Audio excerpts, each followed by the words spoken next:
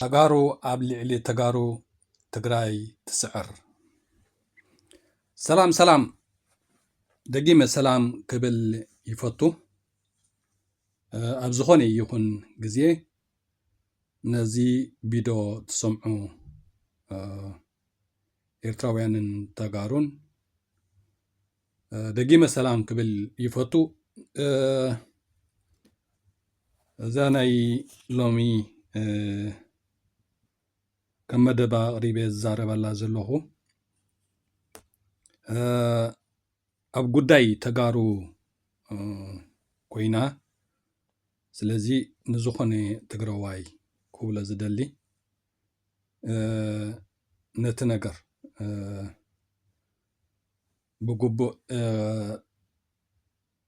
ምርዳእ የድሊ እዩ እንታይ እዩ ዋላ ኣነ ከም ሓደ ኤርትራዊ ኮይነ ኣብቲ ናይ ኤርትራውያንን ናይ ተጋሩን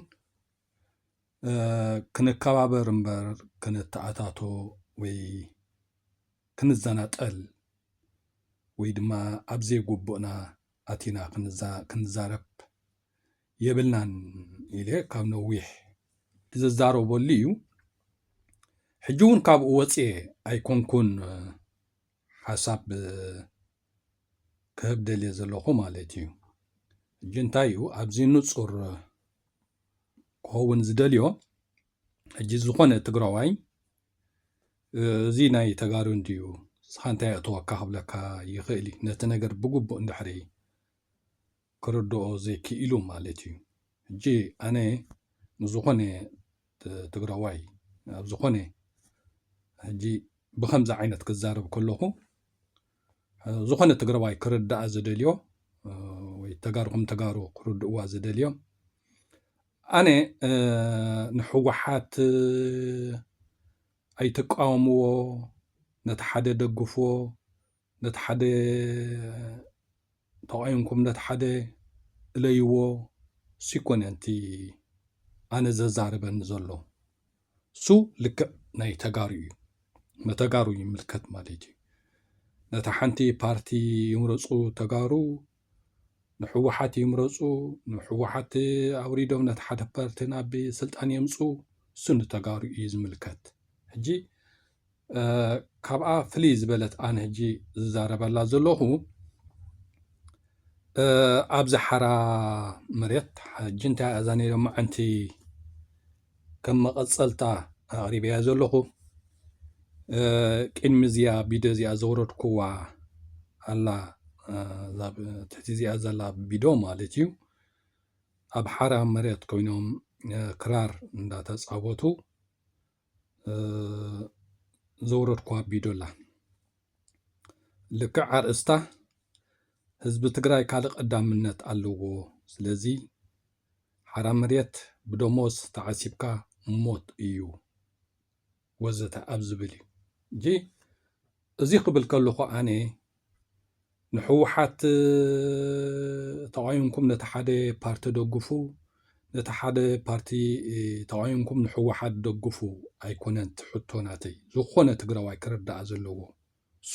ናይ ተጋሩ ጉዳይ እዩ ግን ኣነ እንታይ እየ ዝብል ዘለኹ ሕጂ ህዝቢ ትግራይ ኣብዚ ሕጂ ዘለዎ ወይ ድማ ቅድሚ ሕጂ ኣጋጢምዎ ዝፀንሐ ወይ ሕጂ ዘለዎ ብድሆታት ናይ ቀፃሊ ተጋሩ ከም ተጋሩ ኮንኩም ቀፃሊ ትኸድዎ ነገር ኣሎ ቀዳምነት ተጋሩ ከም ተጋሩ እቲ ቀዳምነት ዝበሃል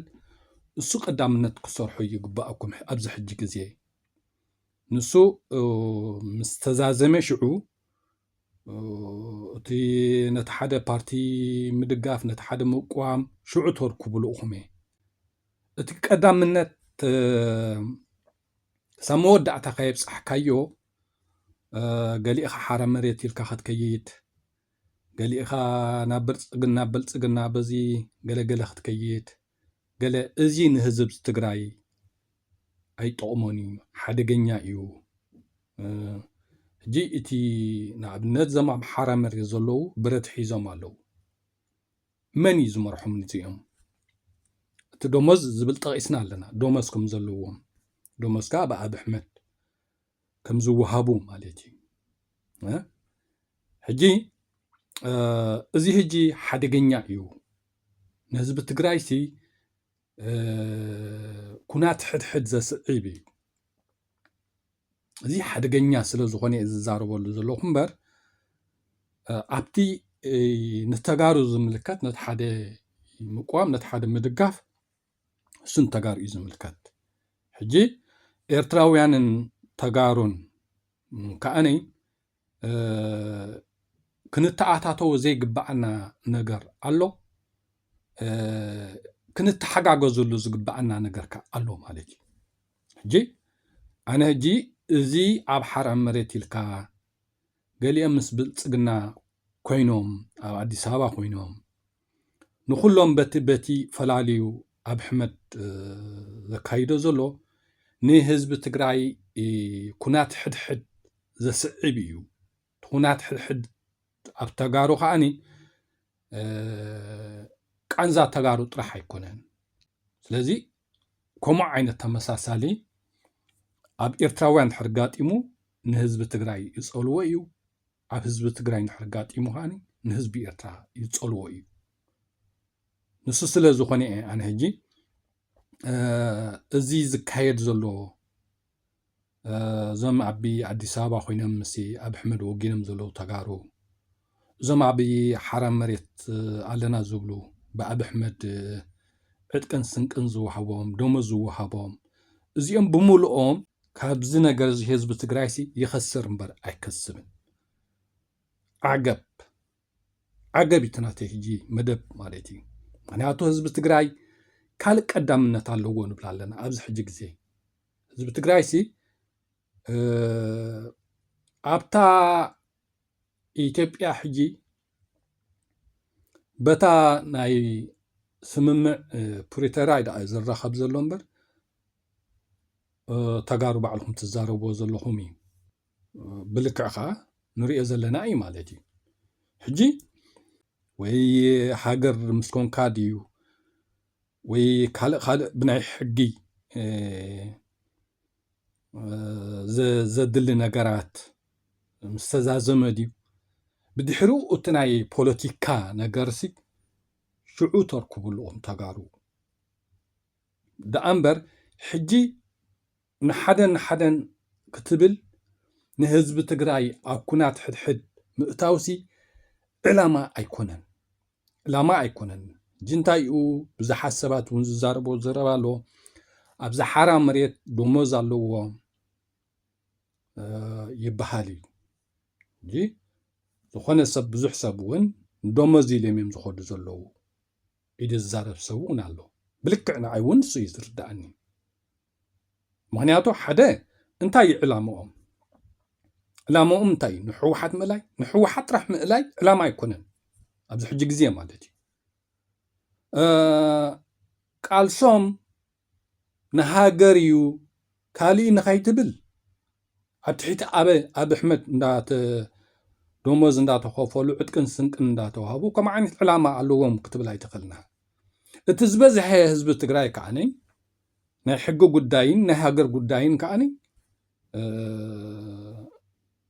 ካብ ግዜ ናብ ግዜ ማእስ ይበፅሖ ግን እቲ ዘሎ ጉዕዞታት ንሪኦ ዘለና እዩ ማለት እዩ ሕጂ እዞም ኣብ ሓራም መሬት ዘለዉ ንሕወሓት ጥራሕ ምእላይ ድሕሪ ኮይኑ እቲ ተኣሽሞኦም ዕላማ ኣይኮነን ልክዕ ዝኾነ ሰብ መረዳእታ ክወስዳ ዝኽእል ኣብታ ናይ ደሞዝ እያ ኣብታ ናይ ደሞዝ ሓራም መሬት ብደሞዝ ተዓሲብካ ሞት ዝብል ርድኢት ኣብኡ ዝኾነ ሰብ ክመፅእ ማለት እዩ ሕጂ ኣብኡ ዘእትወካ ዘሎ እኮ እንታይ እዩ ንሕና ንሃገረ ትግራይ ኢና ንቃለስ ዘለና እንተዝብሉ እኮ ወላ ንሕወሓት ድዩ ነተን ካልእ ፓርትታት ኣብቲ ትግራይ ዘለዋ ህዝቢ ትግራይ እውን እሞ ሓቆም እዮም ምክንያቱ ህዝቢ ትግራይ ብተደጋጋሚ ጨፍጫፍ ኣጋጢምዎ ኣብ ኢትዮጵያ ኣይንነብር ኢና በቃ ቃልስና ንሃገረ ትግራይ ይብሉ ስለ ዘለዉ እቲ ኣልዒሎሞ ዘለዉ ሕቶ ቅቡል ሓሳቢ ኢልካ ብብዙሕ ሰብ እኮ ነቲ ነገር ተቐባልነት ምረኸበ ሕቶኦም ንስ ነይሩ ተዝኸውን ናብይ ኣብ ኣሕመድ ዘቕርብ ኣይመሃለዎምን ሕጂ በቃ ካብ ሰራዊት ብልጽግናሲ ወላ ሓንቲ ዝፈልዮም ነገር የብሎምን እዞም ሓራም መሬት ኣለና ዝብሉ ንምንታይ ሓራም መሬት ይኸዱ ኣብቲ ብልጽግና ሰራዊት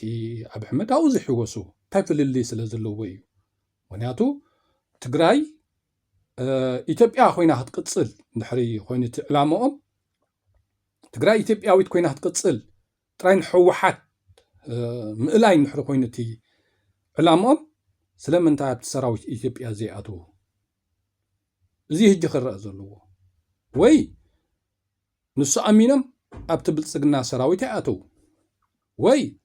ቃልሲ ክንገብር ኢና ሓራም መሬት ኢና ኢሎም ሓደ ንጹር ዕላማ ንሃገር ትግራይ ድዩ ካልእ ድዩ ከስምዑ ኣይከኣሉን ማለት እዩ ስለዚ ነዚ ኩሉ ነገር ርኢ ከዓ ሓራም መሬት ብደሞዝ ተዓሲብካ ሞት ክብሎ ክኢለ ዘለኹ ኣነ ሰብ እውን ዝኾነ ሰብ ደሞዝ ስለ ዝኽፈሉ እዮም ናብኡ ዝኸዱ ዘለዉ እዚ ሓደ ዘሕዝነካ ማለት እዩ ህዝቢ ትግራይሲ እዞም ኣብ ሓራም መሬት ኣለና ዝብሉሲ ኣብዚ ዝሓለፈ ግዜ ብዙሕ ታሪክ ዝፈጽሙ መንእስያት ኣይኮነን ንገንዘብሲ ህይወቶም ከማን ዘይበቆቑ መንእስያት ኣብዚ ሎሚ ግዜ ኣብ ከምኡ ደረጃ ክረኣዩ ኣነ ከም ኣነ ብጣዕሚ ስለ ዝተሰማዐኒ እዩ ኢኻ ዝዛረበሉ ዘለኹ ማለት እዩ ተሓፂብካ ናብ ጭቃ ኮይኑ ማለት እዩ ሓደ ኣብ ትሕቲ ኣብ ኣሕመድ ህዝብኻ ዘፅነተ መራሒ ኣብ ትሕቲኡ ኾንካ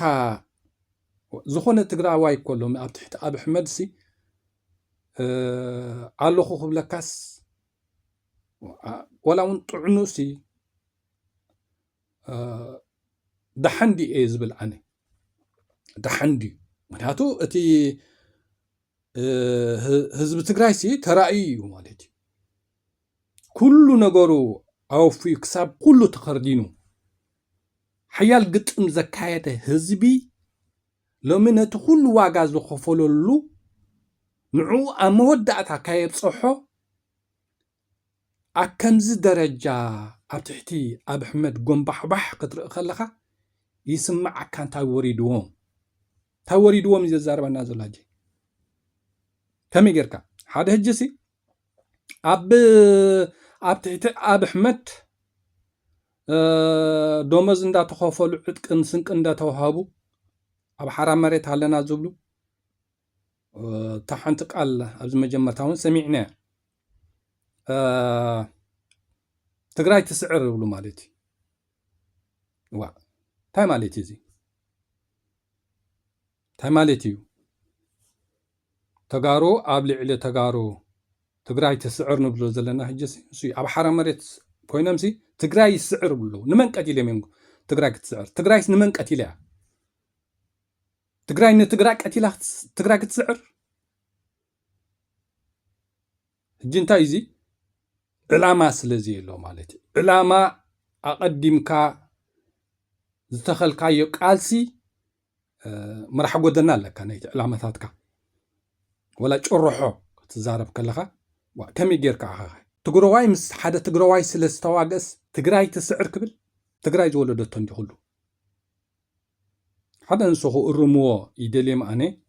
ከምቲ ዝበልናዮ ብደሞዝ ተዓሲብካ ሞት ንብሎ ዘለና በቃ ውልቃዊ ስስዕቲ ሒዘካ ንገንዘብ ኢልካ ዝኣተኻዮ ብኡቢሉ ውልቃዊ ስስዕቲ ይቋፃፀረካ ሕልናኻ ትሸይጥ ህዝብኻ ትቐትል ማለት እዩ ከምኡ ዝኾና መወዳእታ ይሕዝን ማለት እዩ ኣብዚ ትሕቲ ኮነራላት መንግስቱን ኣብን ከዓነ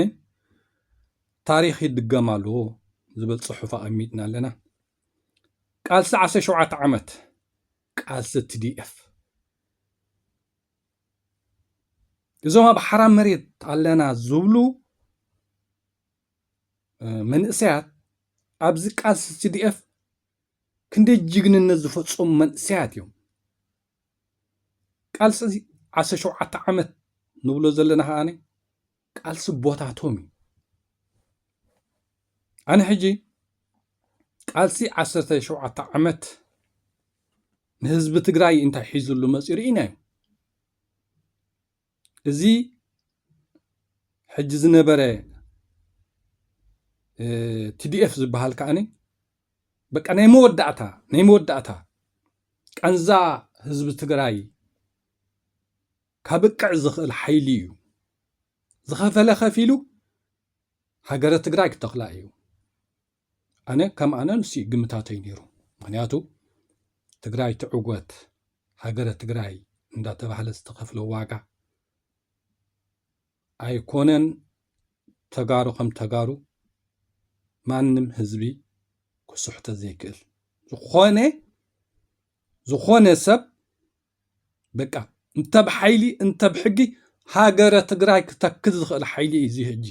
እዚ TDF ዝበሃል ዘሎ ሓይሊ በቃ እቲ ቃልሲ ተጋሩ ካብ ነዊሕ እንዳፈሸለ ዝመፀ በቃ ናይ ኩሉ ሕውየት ክገብር እዩ ሃገረ ትግራይ ክተክል እዩ ብሕጂ ቃልሲ ተጋሩ ኣይክጭወኒ ኣነ ከም ኣነ ከምኡ እየ ዝኣምን ነይረ ልክዕ እዚ እምነት እዚ ይቕፅል ኣሎ ኢለ እውን ዝኣምን ምክንያቱ እዚ TDF ዝበሃል ሰራዊት ትግራይ ሕጂ ኣብ ትግራይ ዘሎ ልክዕ ከይዱ እቲ ነገርና መወዳእታ ንሱ ምዃኑ ኣይተርፍን እዩ ምናልባት ናይ ሕጊ ዲ ናይ ሓይሊ ዲ እቲ ነገር ብኸመይ ይፍታሕ ይሰርሕሉ ይህልው ማለት እዩ እቲ ናይ ሕጊ ይሰርሕሉ ይህልው ብሕጊ እንድሕዘይ ተኻኢሉ ከዓነ እቲ ብሓይሊ ከም ዘይተርፍ ነገር እዩ ምክንያቱ በብዝመፁ ስርዓት ህዝቢ ትግራይ እንዳደመየ ክነብር ኣይከኣልኒ ኣብ ሃይለ ስላሴ ዝነበረ ንብዓት ተጋሩ ኣብ መንጎስ ተደጊሙ ህዝቢ ትግራይ ዝኣክል ዋጋ ከፊሉ 17 ዓመት ተቃሊሱ መንግስቲ ተኺሉ ካብ ስልጣን ካብ ኢዱ ምስ ወፀት ኣብ ኣሕመድ ከኣን ልክዕ ከምታ ናይ በዓል መንግስትን ሃይለ ስላሰን ደጊምዋ ኣብ ልዕሊ ህዝቢ ትግራይ ብድሕሪ እዚ ዝኾነ ትግራዋይ ብጀይካ ሃገረ ትግራይ ዕላማን ሕልምን ኣለዎ ክብል ኣነ ኣይኣምንን ክህልዎ እውን ኣይግባእን ህዝቢ ትግራይ በዚ ተደጋጋሚ ክመሃር ክእረም ድሕሪ ዘይክኢሉ ሓደገኛ እዩ ሕገ መንግስቲ ኢትዮጵያ ህዝቢ ትግራይ እኳ ተኺልዎ ህዝቢ ትግራይ ካብቲ ባዕሉ ዝተኸሎ ሕገ መንግስቲ ኢትዮጵያ ክወፅእ እንድሕር ዘይክኢሉ ካልኦት ብዝተኸልዎ ከዓነ ክጠፍእ እምበር ክወፅእ ኣይክእልኒ ማለት እዩ ኮይ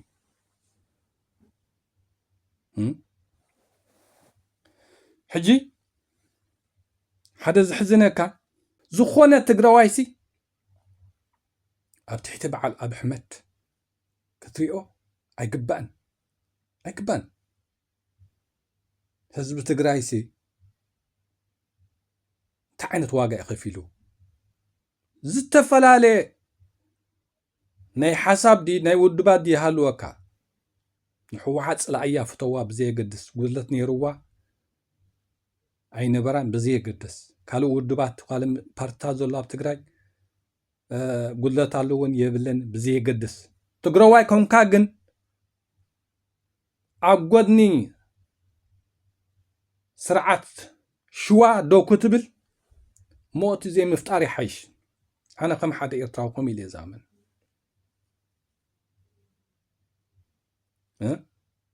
ተኾንካ ገዛኻ ኾንካ ገዛኻ ዘይተመዓራሪ ምስ ህዝብኻ ዘይትረዳዳእ ኣብ ትግራይሲ ናይ ምዝራብ نصانت الله ناي مكتع ناي محتات بملو نصانت الله تخال زلو صقمات كاني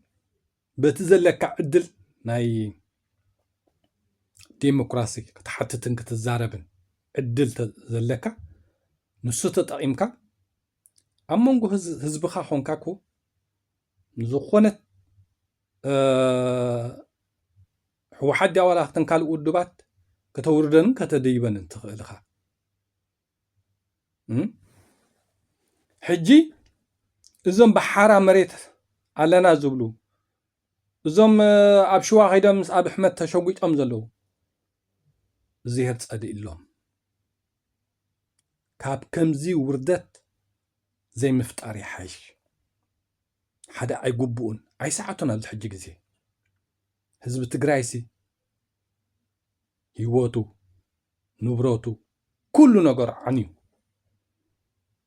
ኣብ ከምዚ ከሎ ህዝቢ ትግራይ ከመይ ጌርካ ዘሎ ሽግራት ፈትሒኻን ሰጊርካን ከመይ ጌርካ ኣብ ዓወት ትበፅሕ ዳይ ዝኾነ ትግራዋይ ክሓስብ ትፅበየ እምበር ተመሊሱ ኣብ ትሕቲ ኣቢ ጎንባሕባሕ ክብል أنا زي مفتاري حش كبل يخيل أنا معناته قبل تحتي تصلع تخاهونك وجينا أصل هزب تجري كوزي حو كوي صاب حجيت بكل نجار تعاش يزول هزب كوي هزب خا عب كم زي شجر كله عبتم كل جزء مدارت زيبلو واقع زخفلو خا صلاتك እንደገና خا ኣብ ትሕቶም ትዕስክር እንደገና خا ኣብ ትሕቶም ኮንካ ትዕሰብ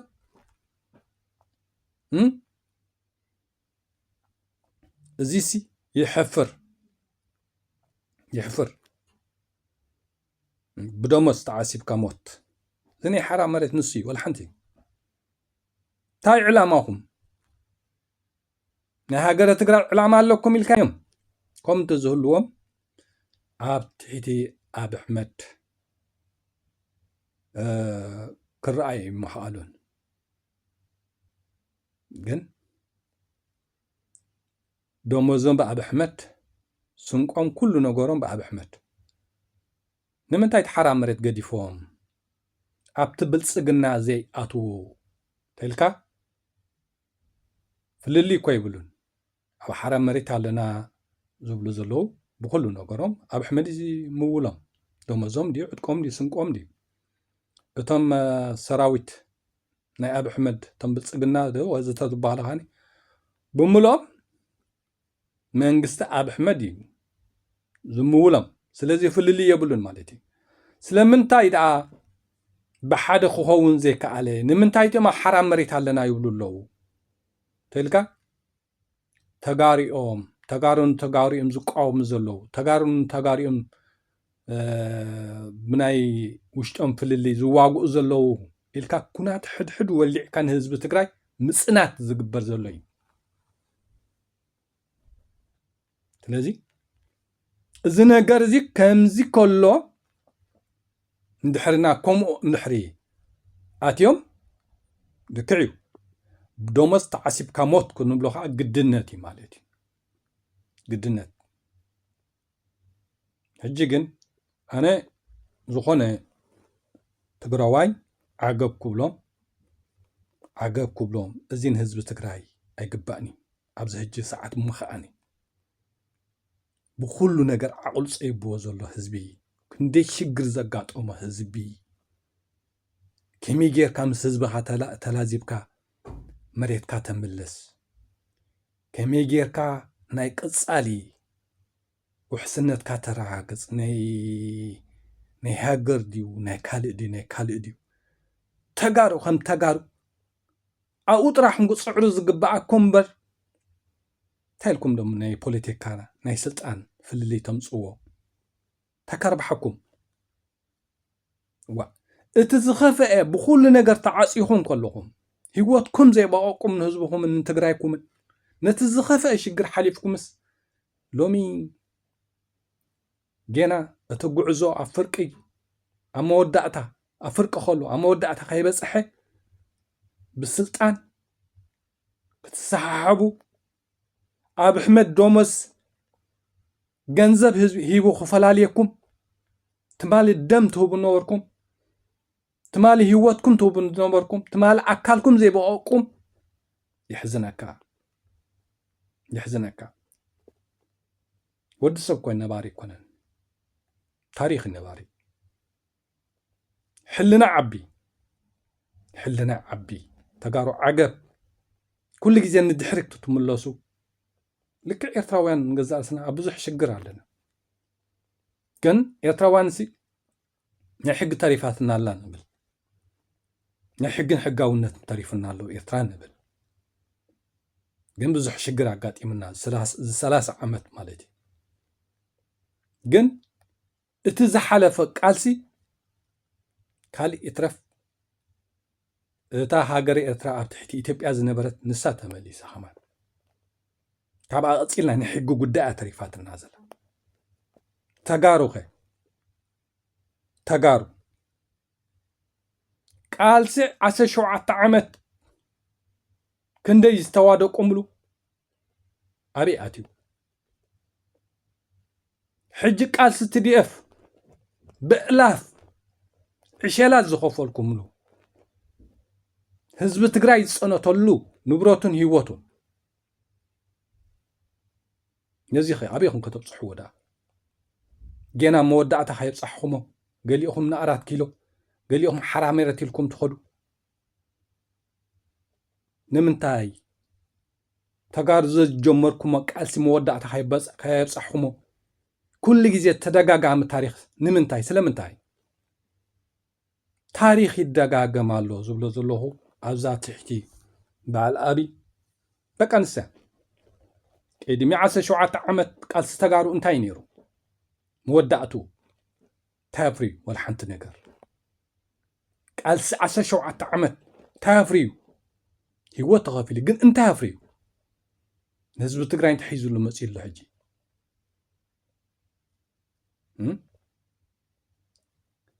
قال ستدف كندي واقع زخفله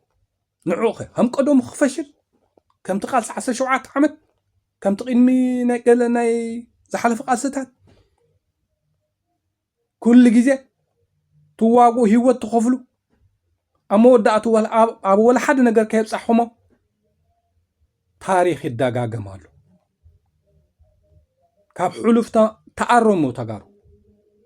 كساب حجو واقع زخفلكم له إذا قال ستديف أما ودعت حجر كتكر خلال اللوه دحر عيتبولو نزي أما ودعت عن حرها تبصحوا زي كيلكم بقى كل جزء حزب تقراي بزا إثيوبيا دم دانا بقى كولدنا ولد نسي خصل مالتي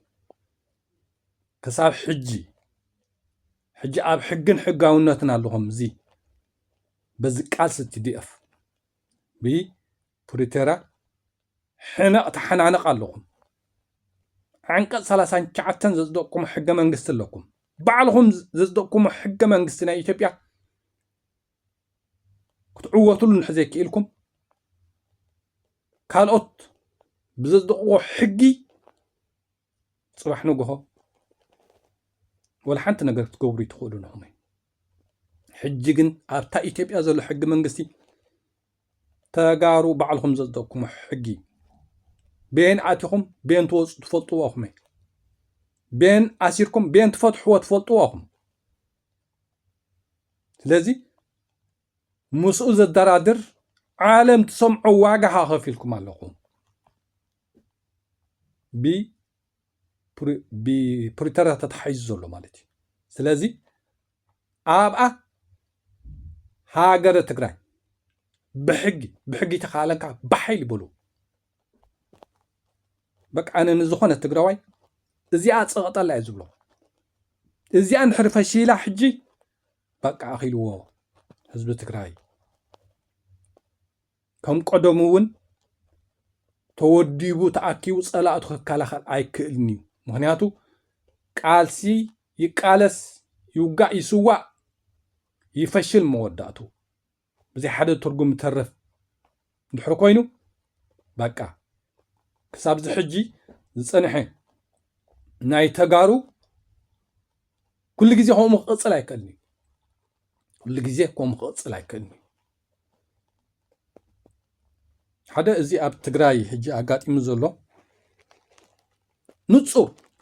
ንጹር ነገር ስለዚ ይረአይ ዘሎ ትመንእሰይ ወንጂ ዓቕሉ ጸበሎ ወዚ ኩሉ ዋጋ ከፊልና ምክንያቱ እዚ መንእሰይ እዚ TDF ዝበሃል ሓይሊ መንእሰያት እዮም ኩሎም ሕልምታቶም ራእይታቶም ሃገረ ትግራይ እዩ ሕጂ እቶም ላዕለዎት መራሕቲ ተጣዊኹም ኣብታ ኢትዮጵያ ክትነብሩ ንሕትደልዩ ኮንኩም ወላ ክትነብሩ ላ ኣይትድልይ ግን እቲ ዕላማ ናይ ተጋሩ ብመግለፂታት እንድሕሪ እቲ ህዝብን እቲ መንእሰይን ክፈልጦ ዘይክእል እንድሕሪ ኮይኑ ኣስቂጦም ዘለዉ ሲ እቲ ሃገረ ትግራይ እንዳበልና ዝኸፈልናዮ ዋጋ ሕጂ እውን ክጨውይዎ እዮም እየ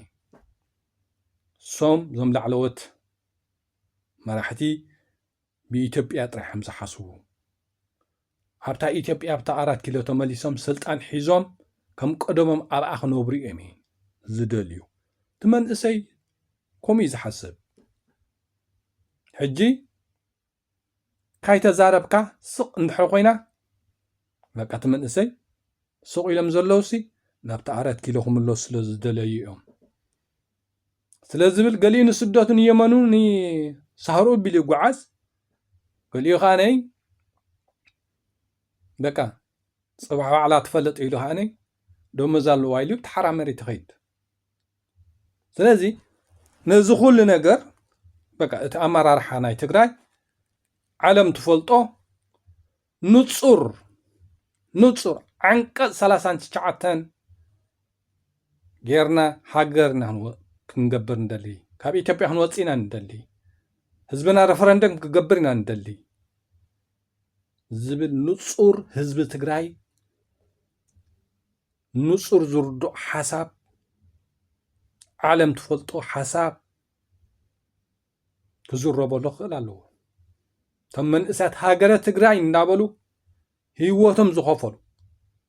ኣካሎም ዝኸፈሉ ዝሰንከሉ ዓይኖም እግሮም እዳዎም ዝሰኣኑ ንሶም ዝኸፈልዎ ዋጋ ልክዕ ትርጉም ከም ዘለዎ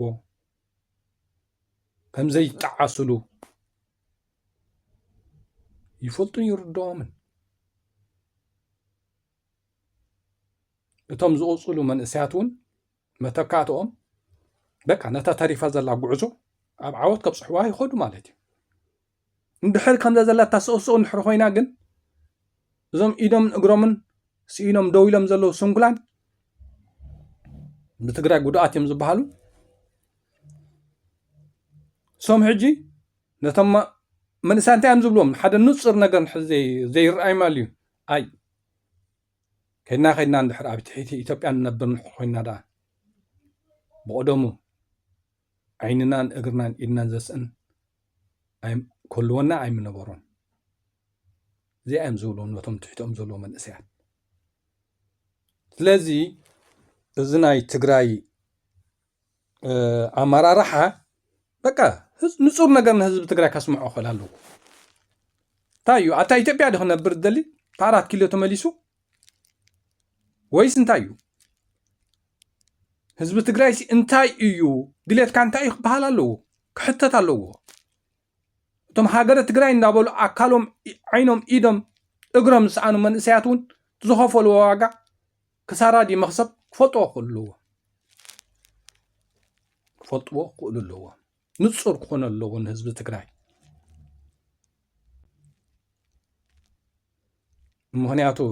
ካብ ዝደበንገረ ክወፅእ ይደልዩ ኣነ ከም ኣነ ንህዝቢ ትግራይ ህዝቢ ትግራይ ሃገረ ትግራይ ክገብር እየ ዝደልዮ ሓደ በቲ ዝኸፈሎ ኩሉ ግዜ ደም እንዳነብዐ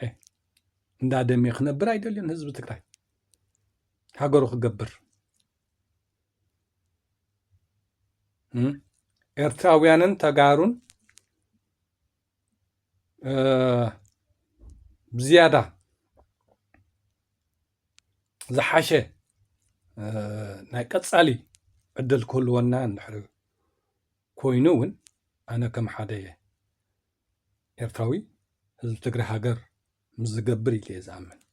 ህዝቢ ትግራይ ካብታ ኢትዮጵያ እንድሕር ዘይወፅኢ ግን ኣይኮነን ንኤርትራውያን ተጋሩን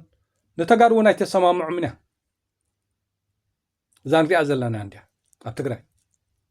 ገሊኣ ንኣራት ኪሎ ትኸይድ፣ ገሊኣ ገለና ገለ ትኸይድ፣ ገሊኣ ሃገረ ትግራይ ትብል። ስለምንታይ እታ ናይ ኢትዮጵያ በቃ እንዳቃተለትካ ባዕላ እንዳቀተለትካ ከምኡ እዩ። ስለዚ እዚ ታሪክ እዚ ከበቅዕ ክእል ኣለዎ፣ ኣብ ህዝቢ ትግራይ ከበቅዕ ክእል ኣለዎ። በቃ ህዝቢ ትግራይ ሃገሩ ንድሕር ገይሩ ስረብሕ ንኤርትራውያንን እንተጋሩን ከዓ ንሱ እዩ ዘርባሐና፣ ንሱ እዩ ዘርባሐና። ስለዚ ህዝቢ ትግራይ እዚ ዝኣክል ዝኸፈልካሉ ዋጋ ከም ልጠካ የብሉን፣ ከም ሕሉፍ ክፈሽል የብሉን። ሳብ መወዳእታ ተብፅሑ ኣለካ። ሃገረ ትግራይ ክትተክል ኣለካ። ህዝቢ ትግራይ መንእሰያት ክሳብ ሕጂ ህዝቢ ትግራይ ክኸፍሎ ፀኒሐ ሕጂ ዘለካ ወለዶ በቃ መወዳእታ ሃገረ ትግራይ ከተብፅሖ ትክእል ኣለካ። ሓራም መሬት ግደፍ ንህዝቢ ትግራይ ኣይጠቅምኒ፣ እንተጋሩ ኣይጠቅምኒ። 4 ኪሎ ዕንክልል ንህዝቢ ትግራይ ኣይጠቅምኒ። ትግራዋይ ከም ትግራዋይ ብሓደ ደው በል። ትግራዋይ ከም ትግራዋይ ስለ ህዝቢ ትግራይን ስለ ሃገረ ትግራይን ሕሳብ። ፖለቲካ ስልጣን ቀሲልካ ተርክበሉ። ሎሚ ስልጣን ትጥምት፣ ሎሚ ብዛዕባ ፖለቲካ ትዋጠጥ። 360 ዲግሪ ተዓፂኻ ትግራዋይ ትማሊ ደምካ ዘፍሰስካ ህይወትካ ዘይበቐቃ እቲ ኩሉ ዋጋ ዝኸፈልካሉ መወዳእታኻ የብፅሕካዮ ሎሚ ብፖለቲካ ብስልጣን ክትዋጠጥ ይሕፍር እዩ። ዝኾነ ትግራዋይ ካብዚኣ ካብ ግዜ ናብ ግዜ ክእረም ይደልዩ። ኣነ ቀዳምነት ኣብታ ቀዳምነት ክፀቅጥ ኣለዎ ህዝቢ ትግራይ። ቀዳምነት ከዓኒ እቲ ኩሉ ነገር ብቃልሲ ተጋሩ ካብ ግዜ ናብ ግዜ እናተኸፍለ ዝመፀ እዛ ቃልሲ TDF መወዳእታ ዓወት ሃገረ ትግራይ ሳእታ ናይ ቀዳምነት ዕላማን ራእን ዝኾነ ትግራዋይ ኣብኣ ክፀቅጥ ክኽእል ኣለዎ። ስለዚ ኣብዚ ጉዳይ እዚ ኣነ ብሕፅር ዝበለ እዚ ክብል ይደሊ ከም ሓቂ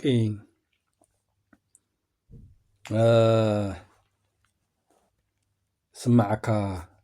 ከም ሓቂ ማለት ዝኩሉ ዋጋ ተኸፊሉ ኣብ ህዝቢ ትግራይ ጌና ሕጂ ኣብ ኩሉ ሽግር ከሎ ትማሊ እኹል መግቢ ኣይነበሮም፣ እኹል ዕጥቂ ይነበሮም፣ እኹል ኩሉ ነገር ዘይነበሮም፣ ድንብርፅ ዘይብሎም ነበሮም መንእሰያት ሎሚ ተፈላልዮም ገሊኦም ኣብ ሓራም መሬት ገሊኦም ኣብ ገለ ኣብ ትሕቲ ኣብ ኣሕመድ ክትሪኦም የጉሄካ እዩ። እዚ ኻ ሕማቕ ናይ መራሕቲ እዩ። ሕማቕ መራሕቲ ትግራይ እዩ። ምክንያቱ ንፁር በቃ ንፁር ሓሳብ ስለ ዘየቕርቡ ዘለዉ እዩ። ንፁር እታ ኮይኖም ዝፈርሑ ዋ ህዝቢ ትግራይ እኮ በቃ እቲ ዝለዓለ ሓደጋ እኮ ኣጋጢምዎ እዩ። ኩሉ ነገር እኮ ኣጋጢምዎ እዩ ህዝቢ ትግራይ።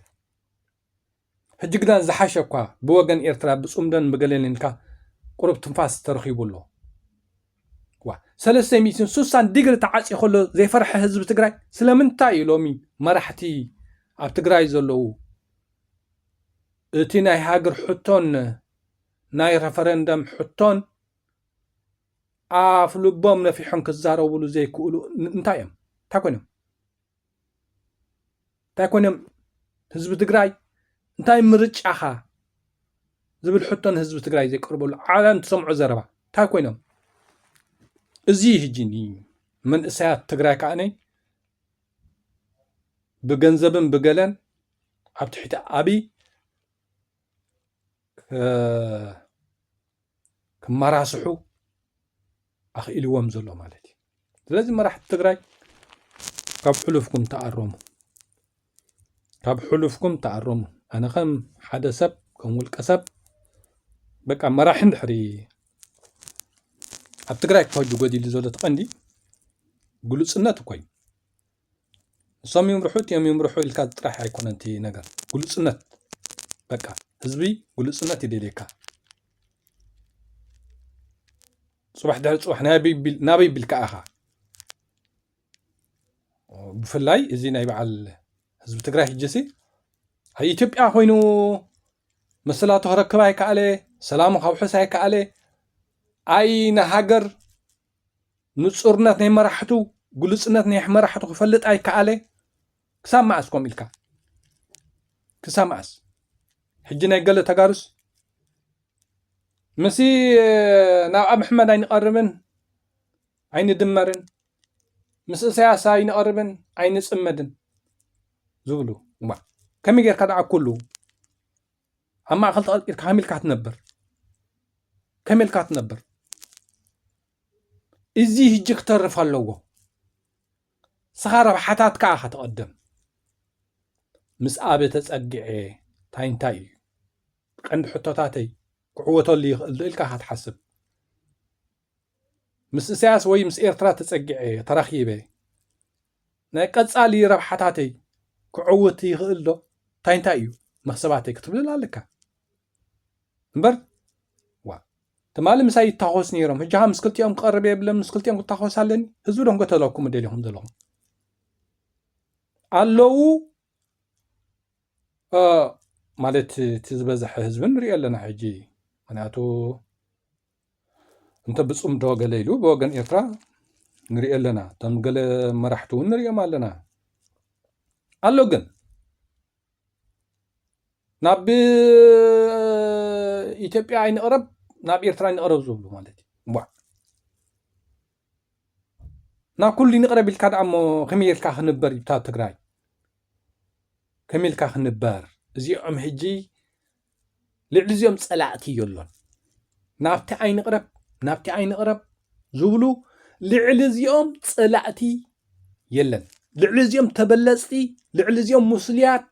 ልዕሊ እዚኦም ሓሰውቲ የለውን። ናብ ገሊዳ ክትፅጋዕ ባ ኣለካ እንተ ንሕጊ እንተ ንይቕረ እንተ ንሕድገት ኢልካሲ ናብ ገሊዳ ክትፅጋዕ ባ ክትክእል ኣለካ። ከመይ ጌርካ 360 ዲግሪ ምስ ኩሉ እንዳተተኸስካ ክትነብር? ትግራይ ክዕፅውቲ እያ ብኩሉ እንድሕሪ ከምታ ዝነበረታ ዕፅዋን ክባን እንድሕሪ ጋጢማሲ መድሃኒት ከተእቱ ይትኽእል፣ መግቢ ክትእቱ ይትኽእል፣ ዕጥቅን ስንቅን ከተእቱ ኣይትኽእል። ህዝቢ ድኻ ተለክም ደሊኻ እቶም ናብ ኩሉ ኣይንቐረብ ትብሉሲ እንታይ ሒዝኩም ኣለኹም ነቲ ህዝቢ? ስኻ ናብዚ ንቕረብ ክትብል ከለካ ኮስ ኪነው ካልእ ኣማራፂ ዝሓዝካሉ እንታይ ኣሎ ነቲ ህዝቢ? ሕጂ እቶም ከምኡ ዝብሉ ዘይምስምዖም ይሓሽ ጠቕላላ ማለት እዩ። ዘይምስምዖም ይሓሽ። ህዝቢ ትግራይ ናይ ሃገር ሕቶ ኣለዎ እንድዩ ፈትዩ ፀሊኡ ብወገን ኤርትራ ብወገን ሱዳን ኣብ ደገ ክህልዎ ክእል ኣለዎ። ቅድሚ ሕጂ ገለ ርእይቲ እውን ዝሃብኩሉ ሓሳብ እዚ ምስ ኣብ ኣሕመድ ተፀጊዕካ ሃገር ክትሓትት ኣይትኽእልና። ምስ ኣብ ኣሕመድ ተፀጊዕካ ናይ ካሓሳን ናይ ጆኖሳይድን ክትሓትት ኣይከኣልኒ። ስለዚ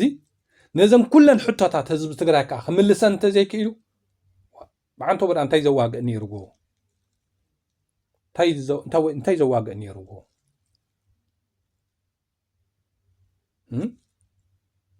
نايكتس على فتح نحزي يمس خوين حزب تግራይ بحجون كو واقع يبلون تتاغوست واقع كني من ساعات كا خفيلكا شعو تقدفو تماليت زي حجي اذا قاس تي دي اف لعل واقع تخفيلوا زلو زخونه تግራዋይ اب هاجر تግራይ كاب صحاخ لالو بحقن بحيل بقى احنا مزا إثيوبيا عين نبرن بتعنق 39 رفرن نغيرنا هاجرنا نكون ندلي وتجارب علىكم زدقمو حقي بين تاطولو بين توصلوا نحزي فديتكم صباح نغو خدا بعل ابدو عزم غلنغلنا او غلطام زلو بتزل يمنت حق منغس نحز قيايرمو صباح نغو تامهم لكم كتاوتو توصوهم ስለዚህ እዛ ቃልሲ TDF ከተምልጦ የብላን ህዝብ ትግራይ ናተይ حساب መወዳእቱ ከተምልጦ የብላን ዝለዓለ ዋጋ ከፊልላ እዩ ህዝብ ትግራይ ብዝለዓለ ደቁ ከፊልላ ንብረቱ ከፊልላ ዓኒው ትግራይ ዓንያ ማለት ህዝብ ትግራይ ደቁ ንብረቱ ኩሉ ነገር بلوع مسوعة زخفرلا إذا قال TDF يا كم تحلف قال ستات ناي تجارو كتفشل يبلان هاجر تجراي بقى بتا بريترا بحق زلهم بقى عنك 39 هاجر تجراي هاي فقدن زبالة أبو حمد إثيوبيا نحرقينها بحيلي تواقع مخفال أي ترفوني أب إثيوبيا مقصال حقينو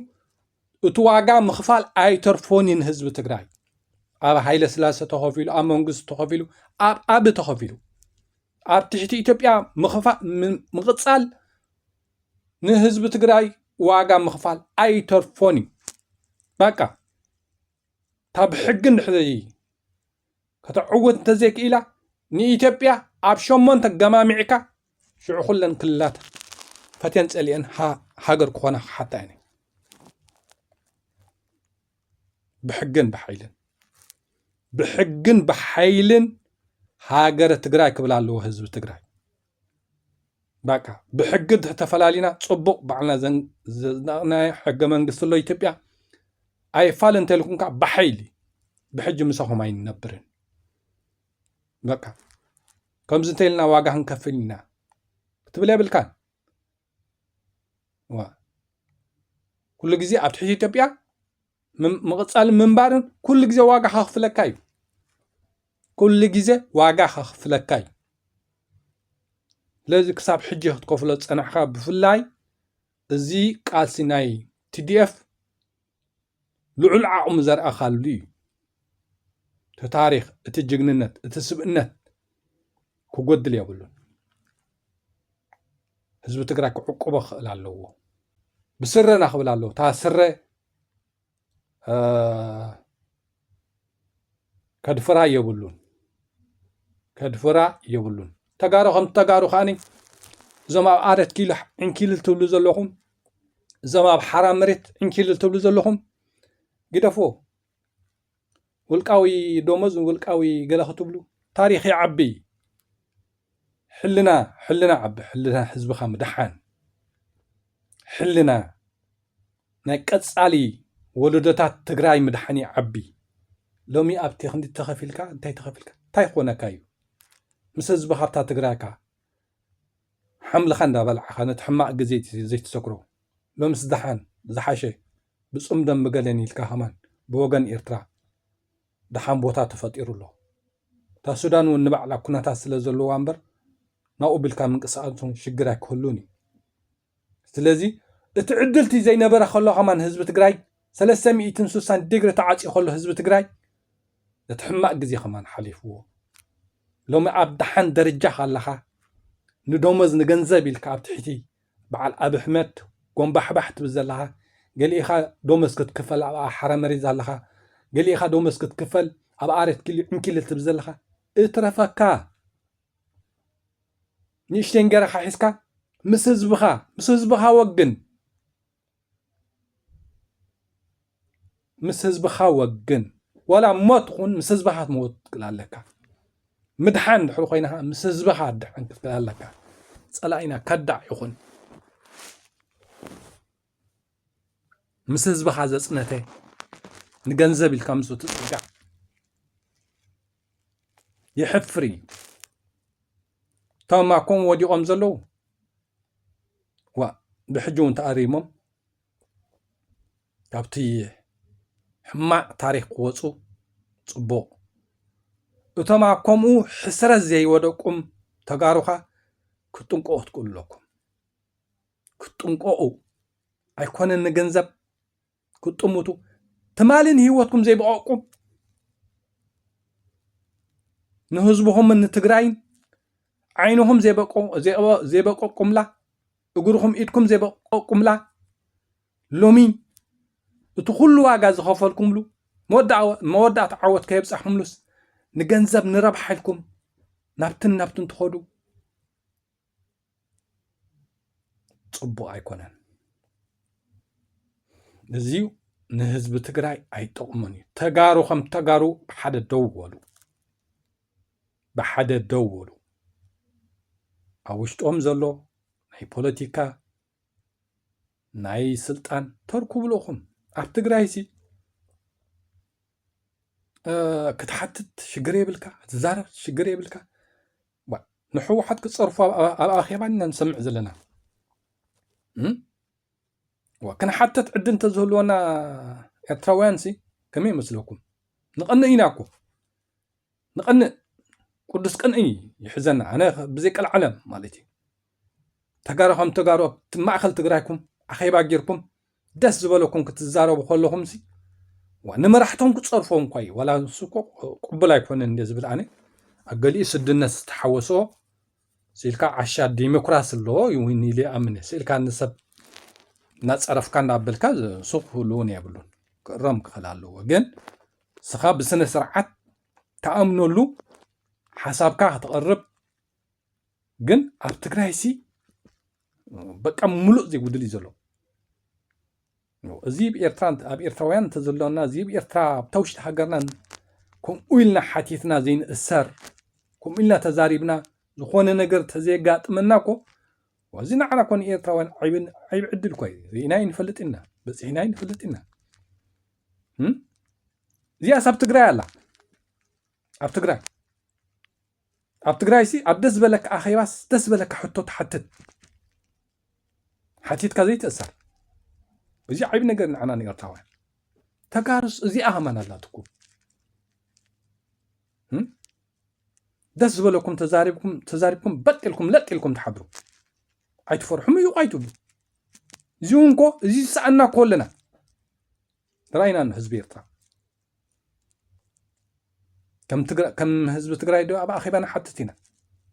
نكاتع دينا بس ما رحتو الدفيرو أبا أخي باز دارب أخي باتاتنا إيرترا تريدو مي يلن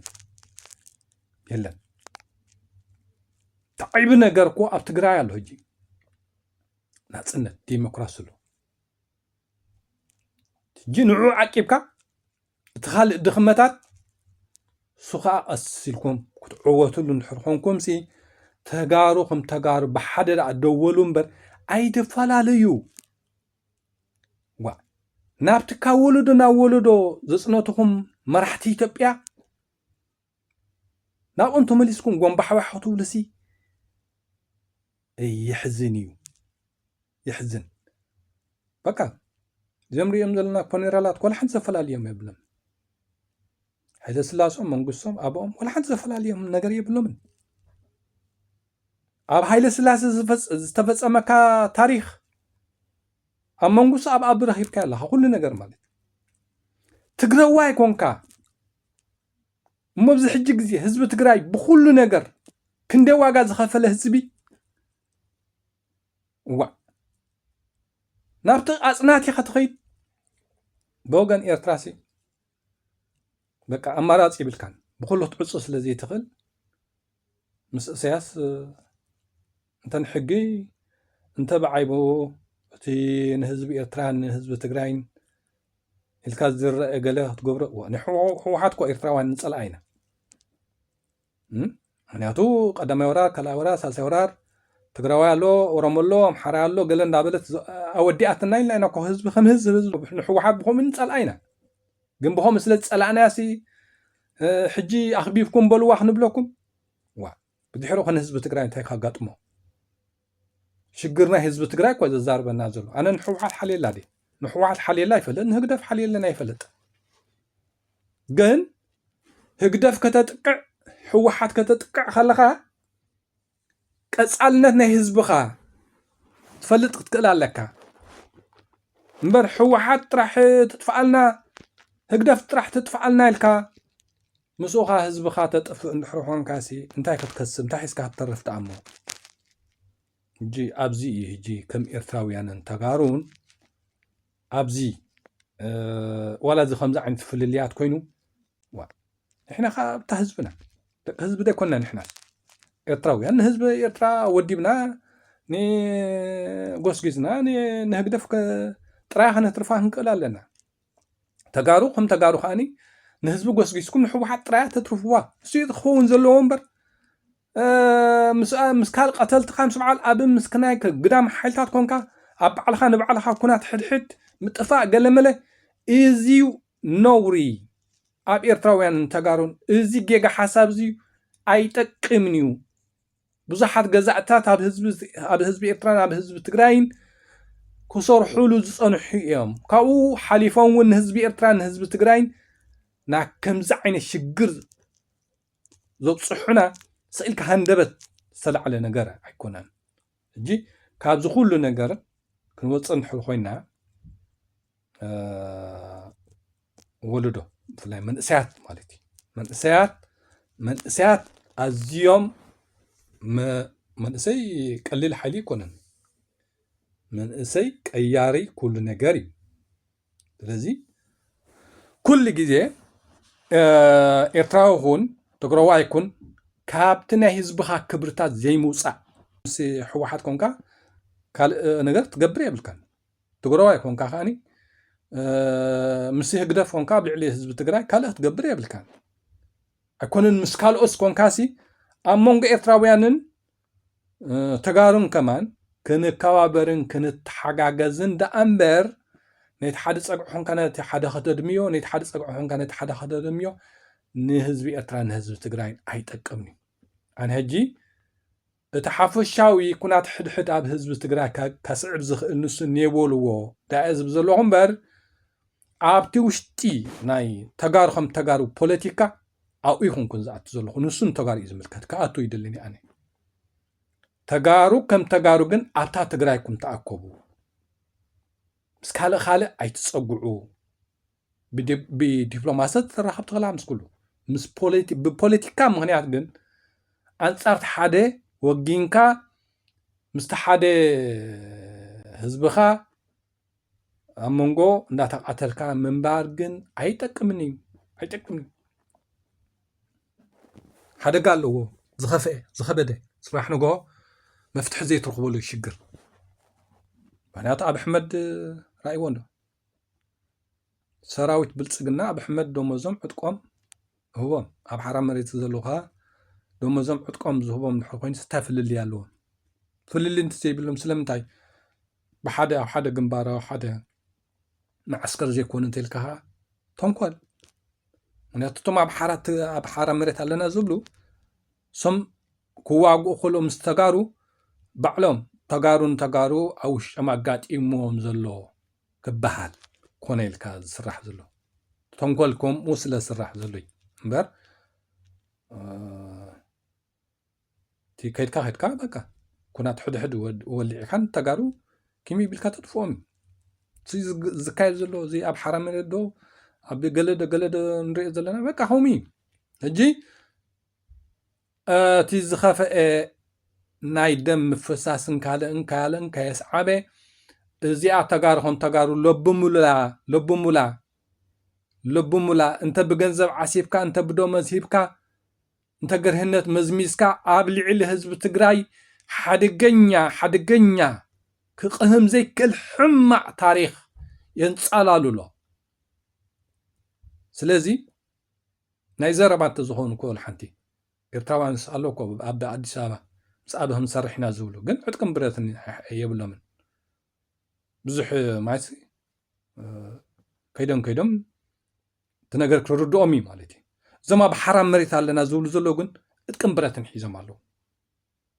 قاتم سحابة تريف هذا لذي زنا جرزي قصل يبلون مالتي قصل يبلون تحر قصير جن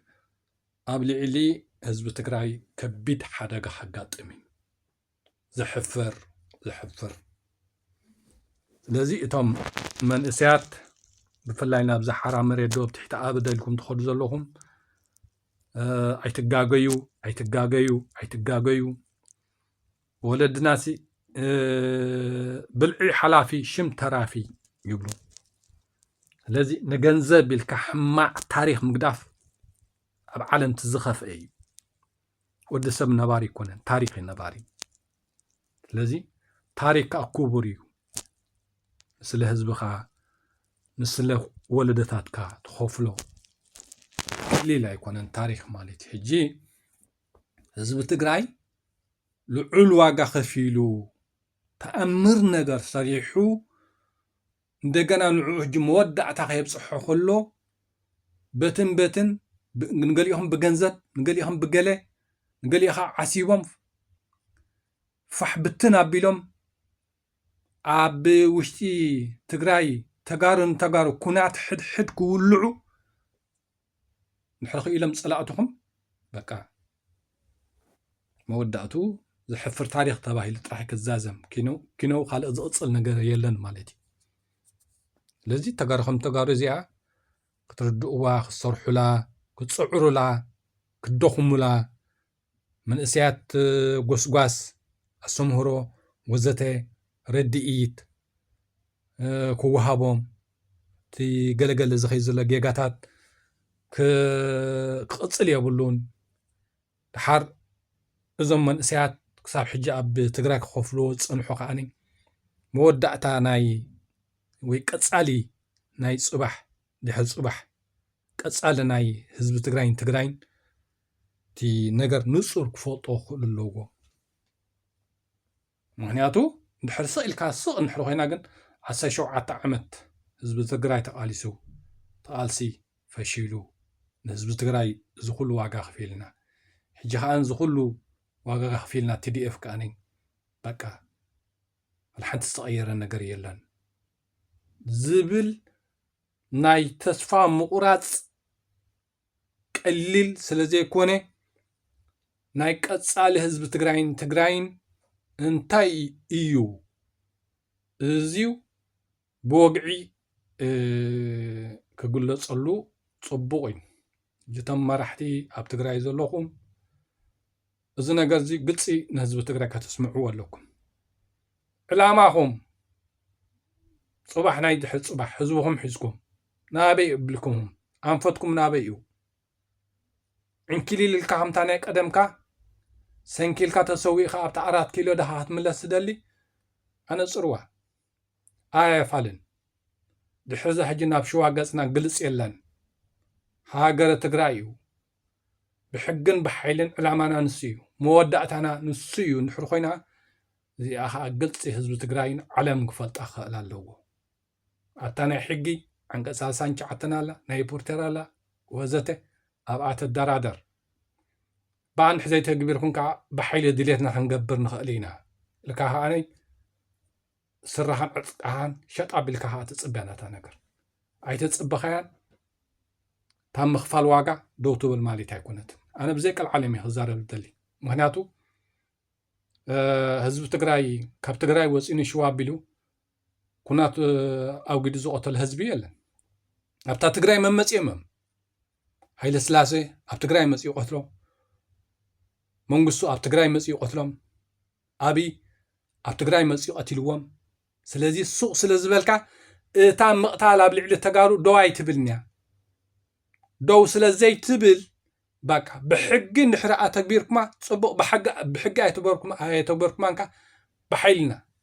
بحيلنا نزا إثيوبيا أبو شمن تبتشعته فنتحنا دليتنا هنقبرنا بقى زيا مناتو تبع حيلة تبل أي تفرحوا أب تقراي مسيو زقتلكم مرحت إثيوبيا أمبر كاب تقراي وتيهم زقتلكم يلا انتقروا هاي سلاسة تقراي مسيو قتلكم منقص تقراي مسيو قتلكم أب تقراي مسيو قتلكم حجون سق سلازبلكم تا مقتال ترف ماليتا يكونتن سلازي إز تاريخ زي خصق لالو حزب إرتران حزب تقراين بحد دويلو هيوت خو حسك لالو بحد دويلو هيوت خو حسك نحر خوينخا حزب تقراي كابتا إثيوبيا خو صق لالو